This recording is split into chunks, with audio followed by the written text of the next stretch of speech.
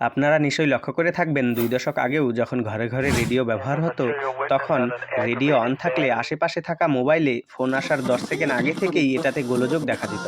Antenna সহ picture tube TV যেগুলো ছিল, সেগুলোতেও কিন্তু একই সমস্যা হতো। একটা অবাঞ্ছিত শব্দ শোনা যেত আর আমরা বুঝে যেতাম যে ফোন আসবে। ব্যাপারটা আমাদের কাছে খুব মজা লাগতো। যেহেতু আমরা আগে থেকেই জেনে নিতাম যে কল আসছে।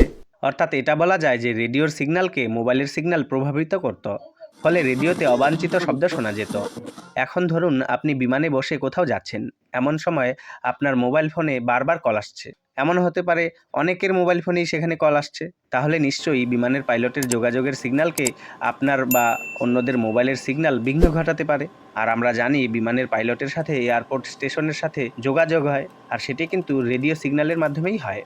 এবার যদি পাইলটের সাথে এয়ারপোর্ট স্টেশনগুলোর যোগাযোগ ঠিক করে না হয় বা অবাঞ্ছিত শব্দ হওয়ার কারণে কথা বোঝা না যায়, তাহলে বিমান উত্তরণের সময় বা অবতরণের সময় দুর্ঘটনা ঘটতে পারে।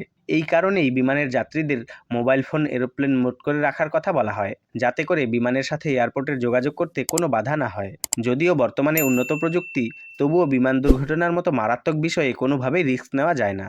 আর এই সমস্যার কারণে যদি যাত্রীদের বলা হতো যে মোবাইল ব্যবহার করা যাবে না বা মোবাইল সুইচ অফ করে রাখতে হবে, তাহলে নিশ্চয়ই যাত্রীরা দীর্ঘ পথে যেতে বসে বসে বোরিং ফিল করতো। কারণ মোবাইল এমন একটা ডিভাইস যা মানুষকে বিভিন্নভাবে বিনোদন করে, আর জীবনের সাথে এটা ওতপ্রোতভাবে জড়িত। তাই এই দুই সমস্যার সমাধান করতেই ফ্লাইট মোডের অবতারণা করা হয়েছে, যা অন করে রাখলে মোবাইলের সিগন্যাল ফ্রিকোয়েন্সি বন্ধ থাকবে, যাতে কোনো অসুবিধা হবে না। আবার অন্যদিকে মোবাইল ব্যবহার করাও যাবে, যাতে যাত্রীদের কোনো অসুবিধা না হয়, তারা বিনোদন করতে করতে চলে যেতে পারবে। আপনারা কি এই বিষয়টি জানতেন? কমেন্টে অবশ্যই বলে যাবেন। আর চ্যানেলটি সাবস্ক্রাইব করে পাশে থাকবেন। স্ক্রিনে দেখা এই জিনিসগুলো এই লিঙ্ক থেকে কিনে ব্যবহার করতে পারেন। ধন্যবাদ।